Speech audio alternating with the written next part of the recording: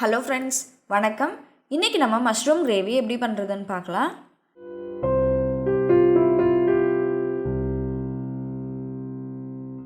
இது பண்ணுறதுக்கு ஒரு ஃப்ரை பேனில் 2 டீஸ்பூன் அளவுக்கு எண்ணெய் ஊற்றிக்கோங்க. எண்ணெய் சூடான பிறகு அதில் 15 சின்ன வெங்காயத்தை சேர்த்துக்கலாம். நான் சின்ன வெங்காயம் கொஞ்சம் பெரிய சைஸாக இருந்ததுனால 2ஆக கட் பண்ணி சேர்த்துருக்கேன். இப்போது இதை ஒரு 2 நிமிஷம் நல்லா வதக்கிக்கோங்க. இது கூட 1/4 டீஸ்பூன் சோம்பு, 1/4 டீஸ்பூன் சீரகம், 1/4 டீஸ்பூன் மிளகு, 2 கிராம்பு, ஒரு சின்ன சைஸ் பட்டை, இது எல்லாத்தையும் சேர்த்து நல்லா வதக்கிக்கோங்க. இப்போ பாருங்கள், வெங்காயம் நல்லா வதங்கிருச்சு. இந்த சமயத்தில் இது கூட 2 தக்காளியை கட் பண்ணி சேர்த்துக்கலாம். தக்காளி நல்லா மசிஞ்சு வர வரைக்கும் வதக்கிக்கோங்க. இப்போ பாருங்கள், தக்காளி நல்லா வதங்கிருச்சு. இப்போ இதில் 1 டீஸ்பூன் மிளகாய்த்தூள், 2 டேபிள் ஸ்பூன் கொத்தமல்லி தூள் சேர்த்து நல்லா வதக்கிக்கலாம்.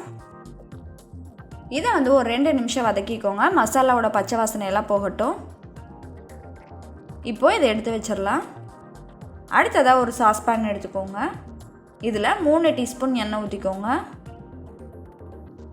எண்ணெய் நல்லா சூடான பிறகு அதில் பாதி பெரிய வெங்காயத்தை ஸ்லைஸ் பண்ணி சேர்த்துக்கோங்க.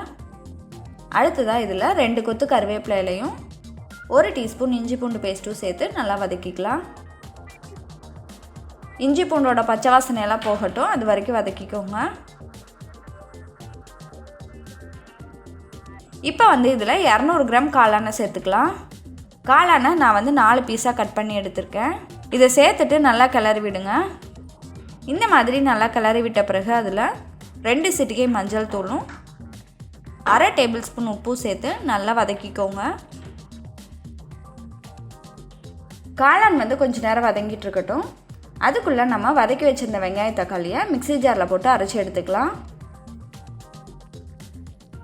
இந்த மாதிரி அரைச்சி எடுத்துக்கோங்க. இப்போ பாருங்கள், காளான் நல்லா வதங்கிருச்சு. காளானில் உள்ள தண்ணியெலாம் நல்லா பிரிஞ்சு வந்துருச்சு. இந்த தண்ணி கொஞ்சம் நல்லா சுண்டி வரட்டும். அதுக்கப்புறமேட்டு நம்ம அரைச்சி வச்சுருந்த மசாலா பேஸ்ட்டை சேர்த்துக்கலாம். இப்போது இந்த கிரேவிக்கு தேவையான அளவு தண்ணி ஊற்றி நல்லா கலந்து விடுங்க. இது 10 நிமிஷம் நல்லா கொதிக்கட்டும்.